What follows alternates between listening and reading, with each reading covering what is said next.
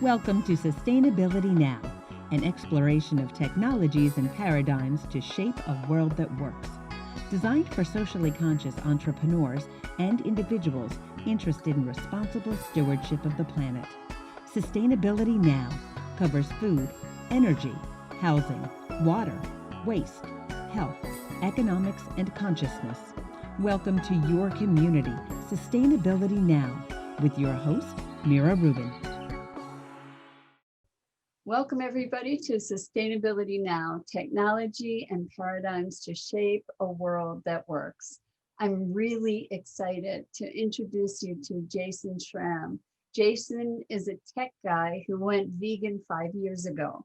And since then, he's been using his genius to support people in eating more plants and reducing their carbon footprint.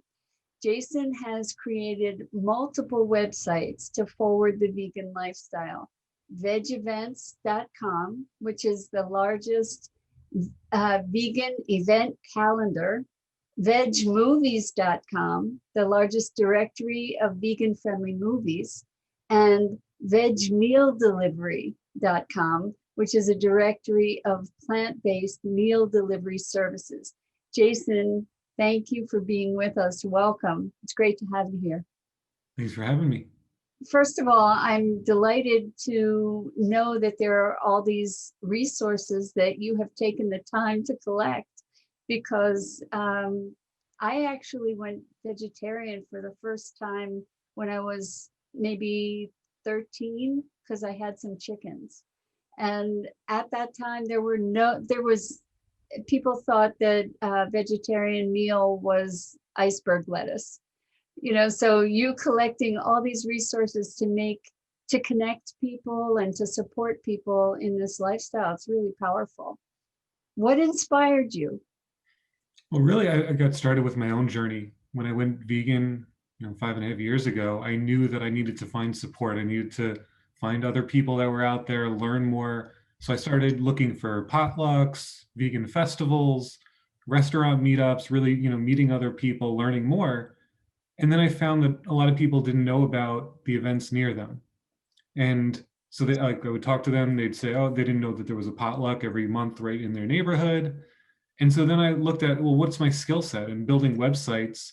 Then I started having that idea of how can I take that and build something to make it easier for people to find those events, so that they don't have to do all the work. They don't have to join multiple meetup groups. They don't have to search on Facebook and search online, to make it one place that they could just find everything that's going on, to make it even easier once someone decides, oh, I want to try out a potluck, or, I'm curious about this. I want to, see what's out there, so that they don't have to do all the work of then finding those events. Beautiful, beautiful. Well, so I have to ask you, is it a national directory? Worldwide. It's a worldwide. Okay, so now that's crazy. What kind? Just to drop a few numbers, how many events do you have? Go ahead. At any given time, there's over 1,000 events on the site. At one point, before all the, less events now going on around the world, there were over 3,000, 4,000 events on the site. Everything from a potluck going on in New Zealand to a restaurant meetup where they play board games in London, or festivals happening in California or eastern side of the United States. Wow. So if people want to submit events, because I imagine that people listening to this are going to have some resources that maybe you haven't tapped yet, how do they do that? They can just go to vegevents.com, and there's a submit an event link, and then there's a form that they fill out. It's all free. They put in details, if it's online or if it's a location. If online events can also have a location, so if it's like a potluck for a local group, but now they're online, so that way people can kind of still find it when they're searching by their location. Details on whether it's free or paid, links to find more information, and there's a whole bunch of categorization, system that people can then easily find the events. Wow, so that you have filters, so I can filter for my area and the kind of event I want to find. Yep. Yeah, and been definitely adding more filters, and some may not be in the search yet, but they'll be coming. And just been adding a whole bunch more stuff even recently. So this is a full-time gig for you, huh? It is. I mean, And that's what an I've been doing. altruistic one as well. You don't make an income, you don't charge for any of this, is that correct? Right. I don't charge for any of it. I could see, potential in the future, but really just, there's different ways to kind of, make things more aligned but definitely I hate ads. I hate charging people for stuff. Like just me personally, like I won't use something if it's paid or, I'll find a way to get around that. So really just wanting to create something that was easy to use, having lots of events. It also automatically pulls in events every week. So I built a whole system that pulls them from meetup groups, Eventbrite accounts, websites, make it as easy as possible to get events in there. And then, there's some ways where some programs have affiliate links or some of these big conferences but nothing necessarily meaningful, but definitely always accepting donations as well. Good, good. Do you have a Patreon account? Not a Patreon, but there are donate buttons throughout the site that go to a donation page that lets people choose either one time or monthly. Okay. The reason that I'm sort of focusing on this revenue generation thing for you is because you have really adapted your lifestyle to be able to support the fact that you are doing this pretty full time and not getting paid for it. And I want to talk about that because your veganism or your vegetarianism originally moving into veganism has also led you into a minimalist lifestyle. And I want to talk about that whole transition because we're all hearing that we should be eating more plant-based foods, and more of us are eating more plant-based foods, but moving from vegetarian into vegetarianism and then into veganism and then to the next step, minimalism. I'd love to hear your path. Yeah, and it all is a gradual process. Everybody takes things where they are.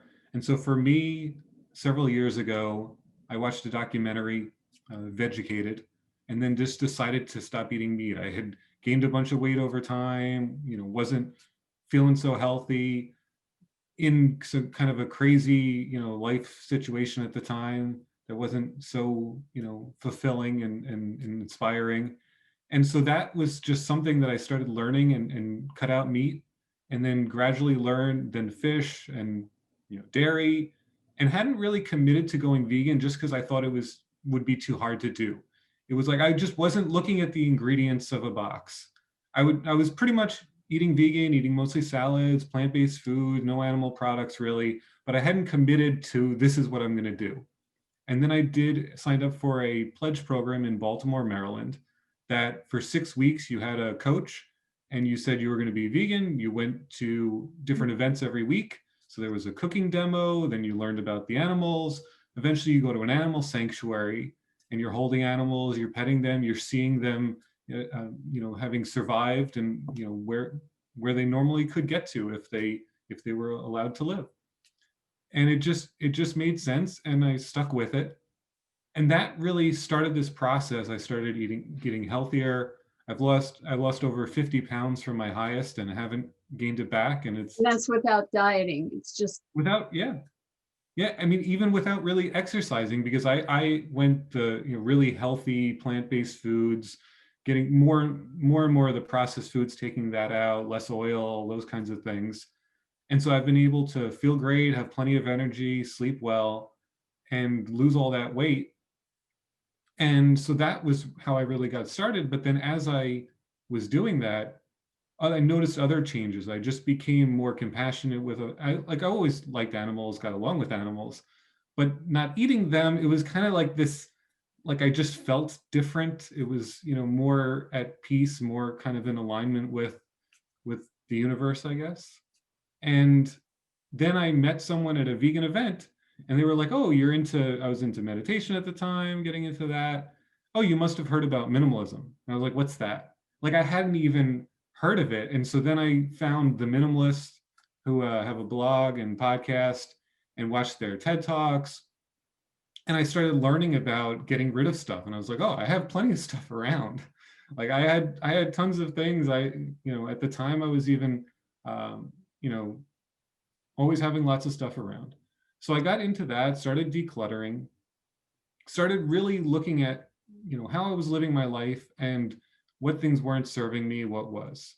And, eventually got rid of my TV and stopped watching so much TV because I found that that was taking away from my time to do other things. Or, even I'd come home from work and I would just watch TV for a couple hours, hadn't even changed out of my work clothes, hadn't made dinner. It was, going vegan really started this whole process of evaluating my life and figuring out where I wanted to make some changes. And then just I have a love of learning, I find. And so I'm always trying new things, reading books, and that's kind of how I got to where I am now. So it's interesting because I consider that you're a collector, right? That's kind of what you're professionally doing, is collecting all these resources for people. And it's an interesting way to be able to be a minimalist and a collector. So you get to nourish all different parts of yourself and not be burdened by the stuff. Mhm. I wanted to, we started talking about the minimalism because in a great degree, it's what allows you the freedom to be doing this and not having to be earning an income right now, right? Yeah, I mean, I got my expenses down so low. Food and housing is really, the biggest things because I'm not buying tons of stuff. I mean, being in tech, I always had gadgets. I was always buying the latest thing, bought the first Kindle when it came out, but I didn't really read books at the time, so I never really used it. And, always like the latest and greatest, but it never really made me happy anyway. It was just had tons of stuff.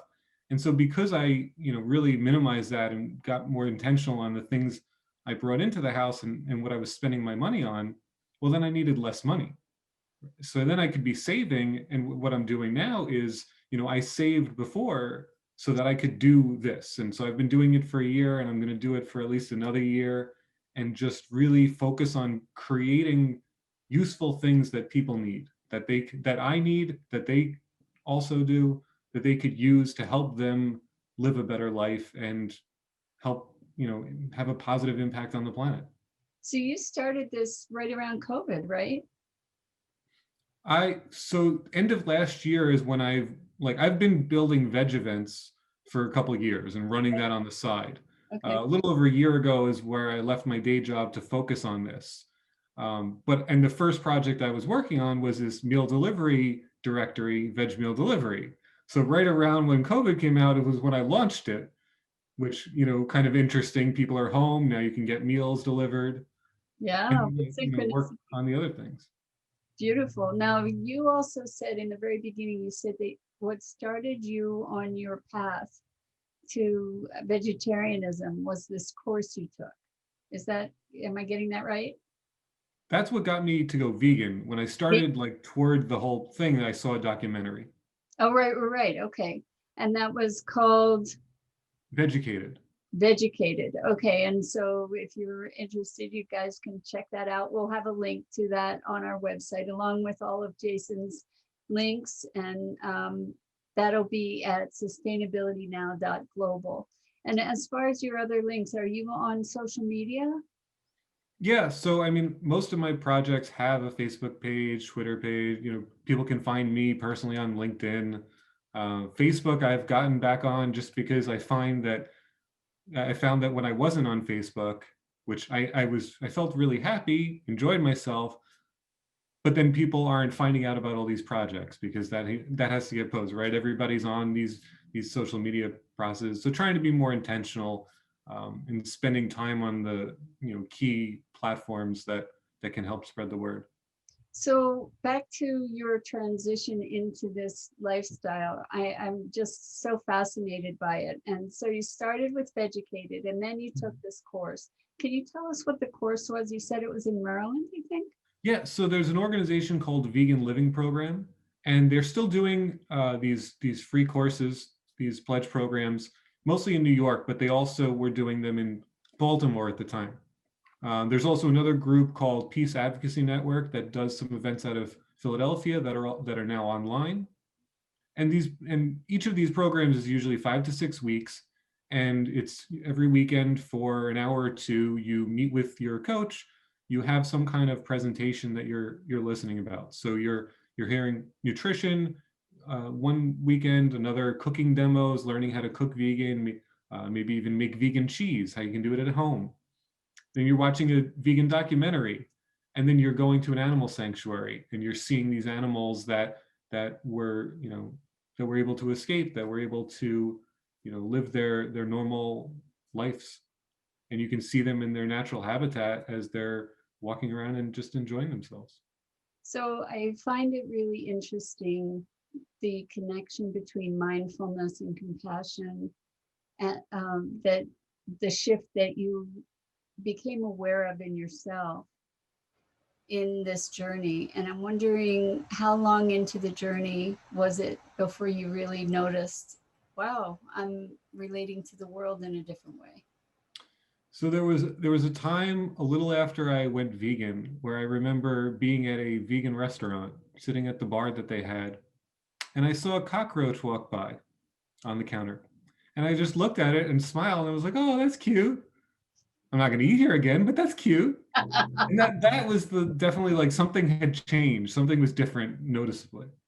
Interesting. And it's also interesting to see how your journey down the road of vegetarianism and veganism led you into mindfulness and led you into minimalism, like how mindfulness led you into minimalism.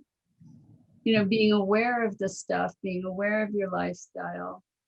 I find it really fascinating. And then also that you're taking this time to create these things, these resources for people. And there's a visionary aspect to that. And of course, a functionality. You needed resources, and you recognize that other people need them too. But it's pretty wonderful to see that you're building this whole directory of all kinds of things. And I think you spoke about your vision of other services that you can create. And I'm curious if maybe you'd share some of those ideas. Yeah, I mean, I have not, you said I'm a collector. I do collect ideas. I try not to buy the .coms, like the domains, right away, because that's the biggest expense that you can have in the beginning, especially. With it's pretty small. If someone does have an idea, it's pretty easy to, get a name, try that out. But definitely, I've been collecting ideas, and a couple that I want to build are beyond the whole vegan aspect. I've been getting into more, okay, well, I've, helping this area, what can I do more for the planet, for people, social justice issues, helping people find important, meaningful work out there.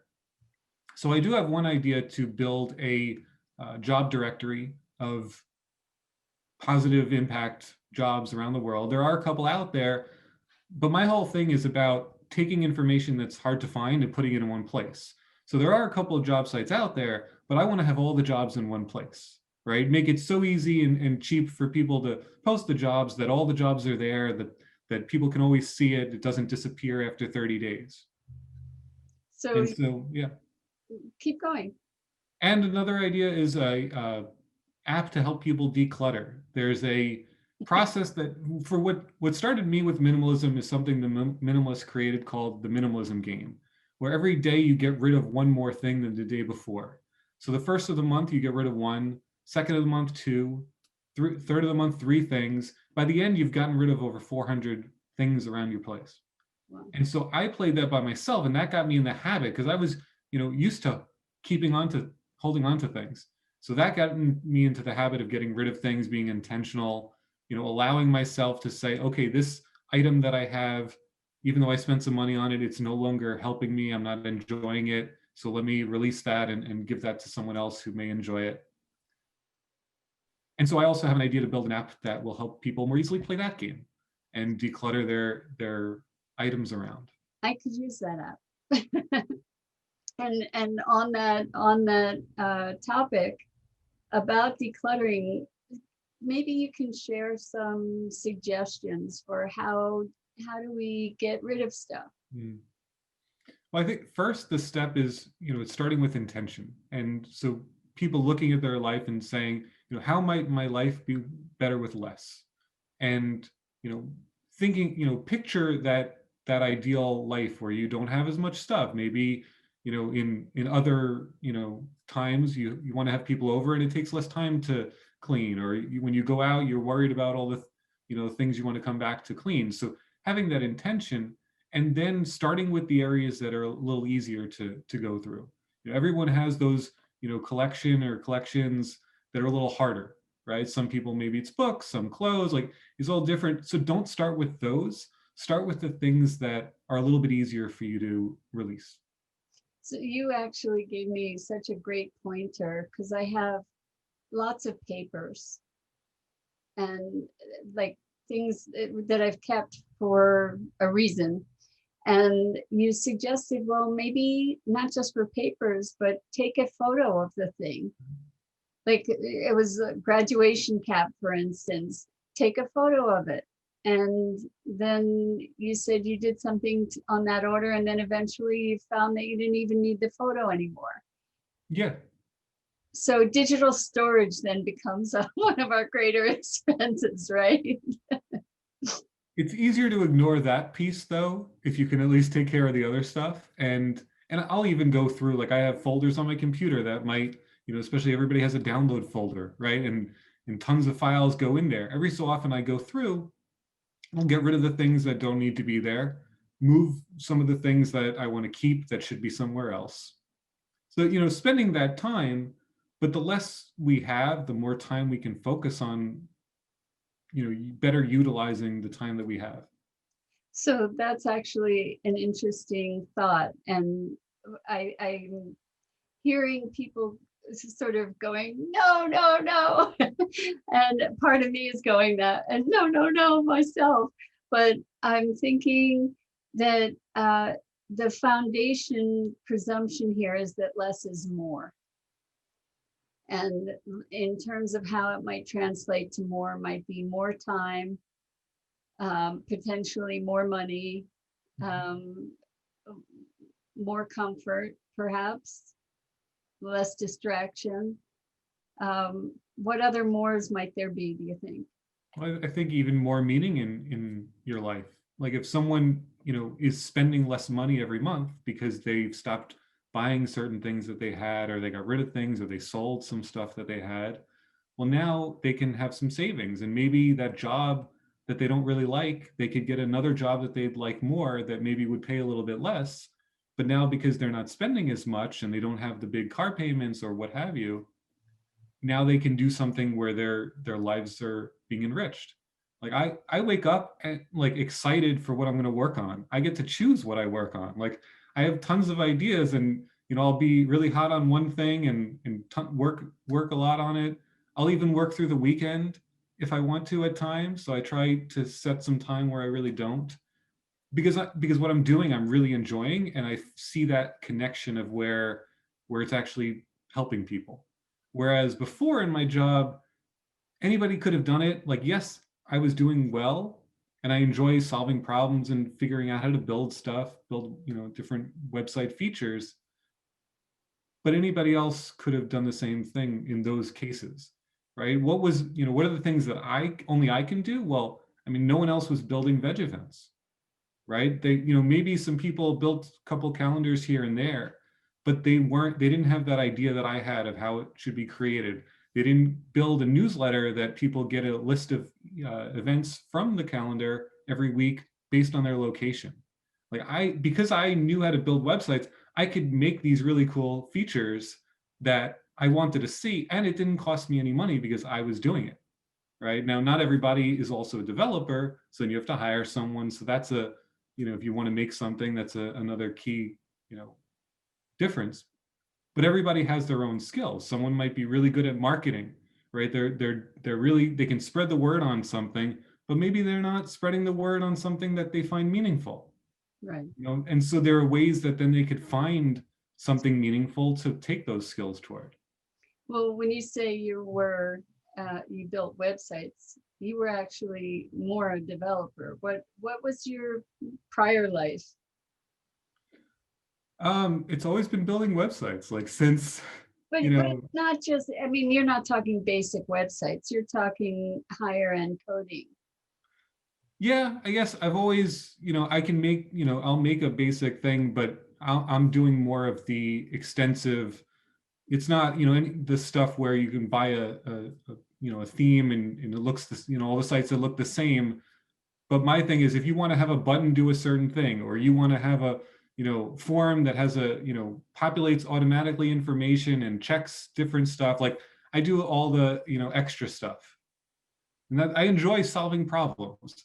And so I'm constantly with veg events and all these other sites, I'm creating problems so that I can solve them. I'm saying, oh, it would be great if it did this, right? So the newsletter that I send to people, over 3,400 people around the world, well, I started thinking, well, maybe someone doesn't want to see a cooking class listed, or maybe they don't want to see the paid events, they're only interested in free.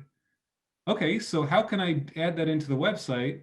Oh, it's not, something that can easily be done. Okay, I'll spend some time, figure it out. And then I did that. And so now people can customize the newsletter and only get the categories of events that they're interested in. I They can love, hide ones that they're not. well, you just really gave us insight into what I think is at the heart of so much of your journey, is that you're a person who loves a challenge. And so going vegan is a challenge. And it requires a lot of transition. And becoming a minimalist is a challenge. And you just drink these opportunities in to expand yourself, I think, and challenge yourself. Yeah, So I think. go ahead.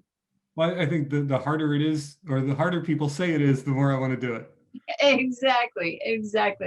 So the thing is that going vegetarian or going vegan doesn't have to be, like you said, it's a gradual thing. It doesn't have to be black or white. It's usually something that evolves for people over time, right?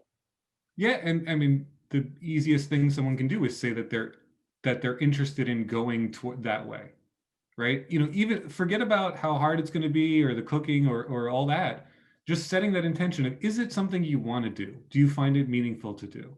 And then you can start. Like, one thing that I've heard in a lot of places is picking one day a week, right? So picking one day a week where all your meals are going to be vegan. Like meatless Mondays kind of Yeah, thing.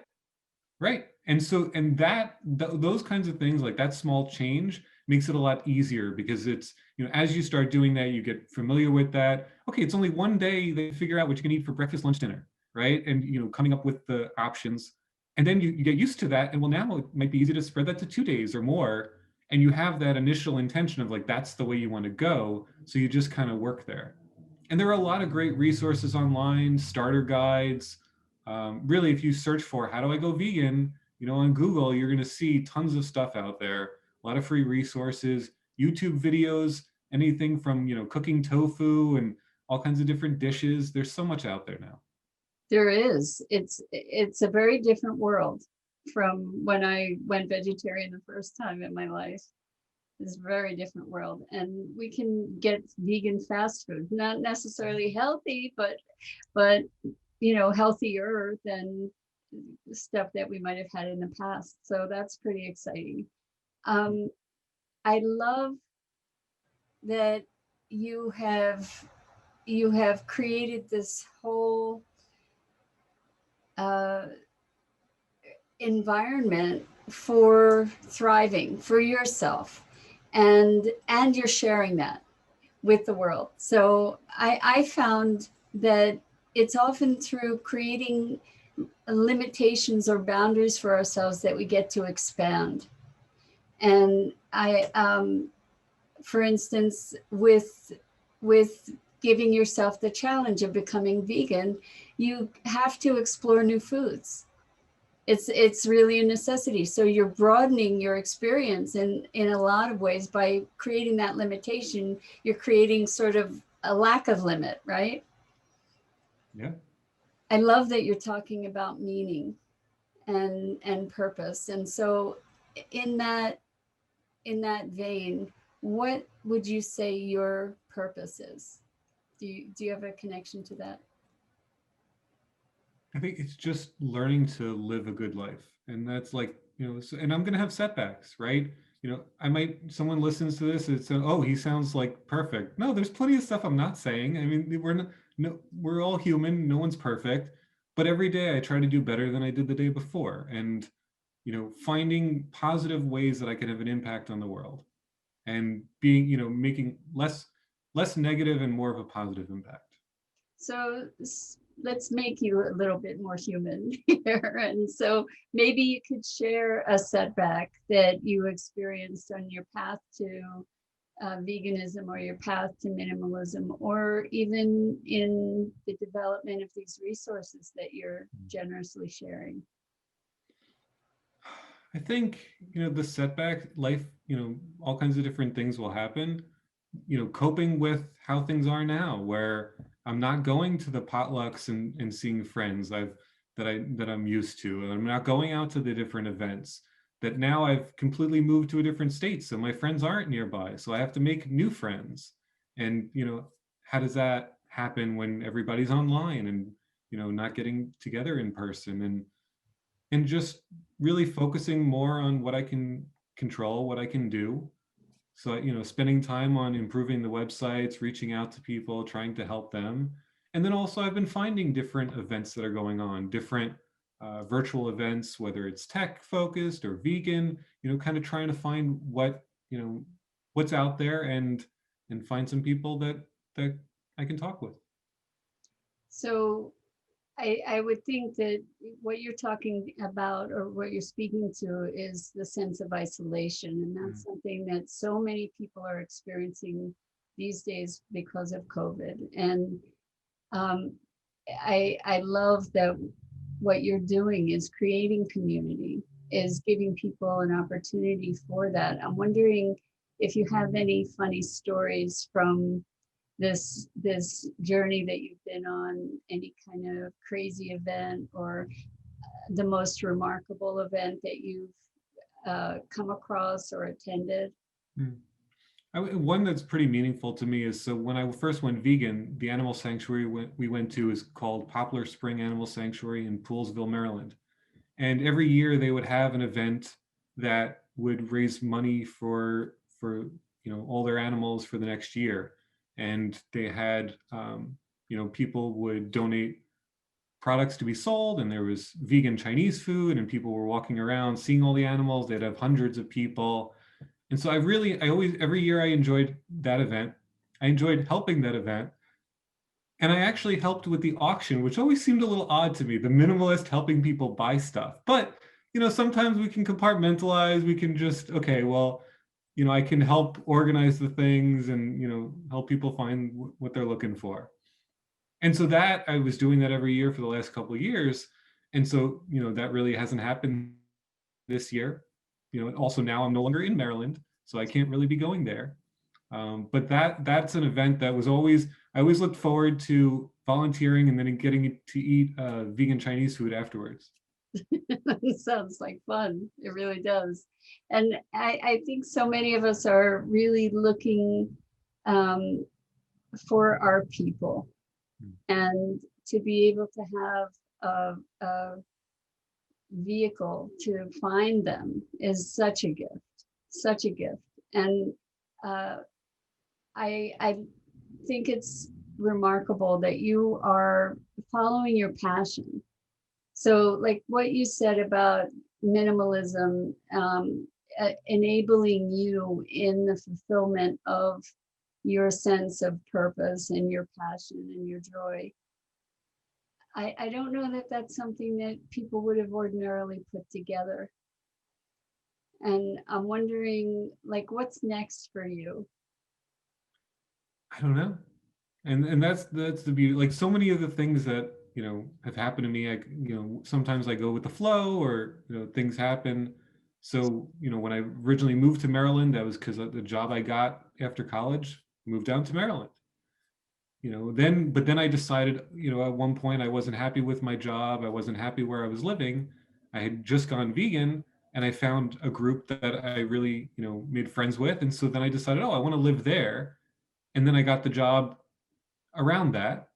And so, at times looking at, okay, where do I want to go? And right now it's finding people that I can help, finding people to connect with on a deeper level, and enjoying the work that I'm doing every day and finding that that's um, serving a purpose. And so right now, I'm doing that with veg events, veg movies, veg meal delivery, with these other projects that I'll be working on going forward, learning the new things that I need to figure out in order to build the thing that I want to, and seeing where it takes me. I've been doing so much to help the vegan movement and people go vegan or stay vegan.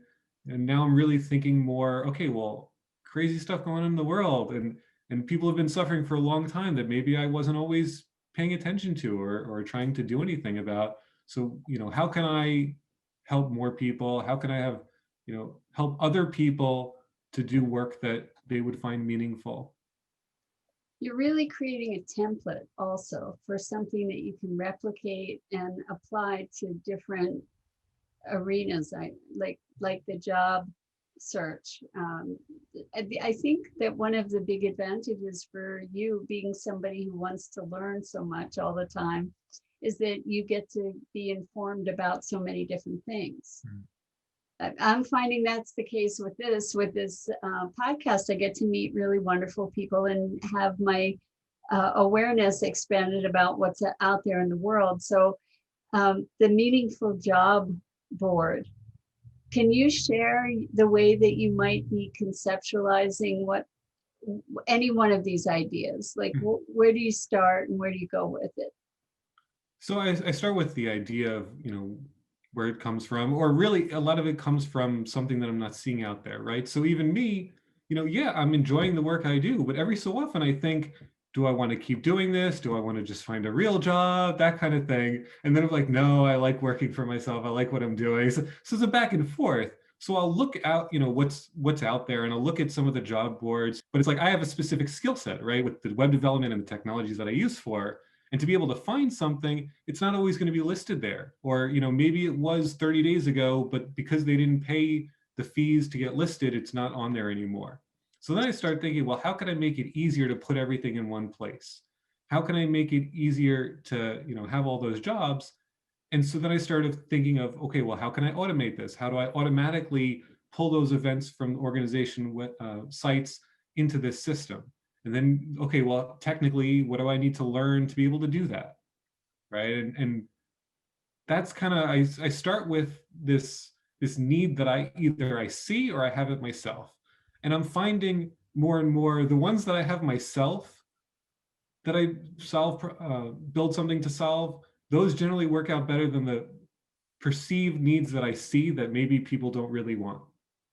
So that's, more and more I'm trying to focus on things that I would like, that there are hopefully going to be other people else that would like it. And if they don't, at least I've built something that I can use. Perfect. So do you have any recommendations for the one recommendation that you've given so far, which is really profound, is just start small, step by step.